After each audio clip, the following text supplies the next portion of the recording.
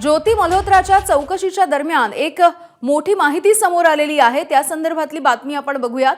ज्योती मल्होत्रा पहलगाम हल्ल्याच्या दरम्यान दानिशच्या संपर्कात होती का असा सुद्धा प्रश्न पडतोय, कारण दानिश हा पाकच्या उच्चायुक्तालयामधला अधिकारी आहे। ज्योतीच्या पाकिस्तान दौऱ्याचा खर्च सुद्धा दानिश यानंच केलेला होता।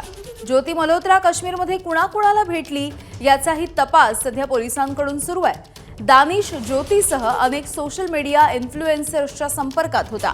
भारत पाकिस्तान मधल्या तणावाच्या दरम्यानही हे दोघं एकमेकांच्या संपर्कात असल्याची मोठी माहिती सध्या समोर येते। सोमेश कोलगे आमचे प्रतिनिधी माहिती देत आहेत। सोमेश, ज्योती मल्होत्राला पोलिसांनी अटक केल्यानंतर तिच्या चौकशीतून आता नवे खुलासे होत आहेत। त्यामध्ये दानिश हा जो व्यक्ती आहे, जो भारतामध्ये पाकिस्तानसाठी हेरगिरी करत होता आणि पाकिस्तानी उच्चायुक्तालयामध्ये कामाला होता आणि त्याशिवाय त्यांनी पाकिस्तानी गुप्तहेरांसोबत ज्योतीची भेट घडवून आणली होती। तर हा दानिश आणि ज्योती मल्होत्रा दोघेही पहलगाम हल्ल्याच्या वेळी एकमेकांच्या संपर्कात होते।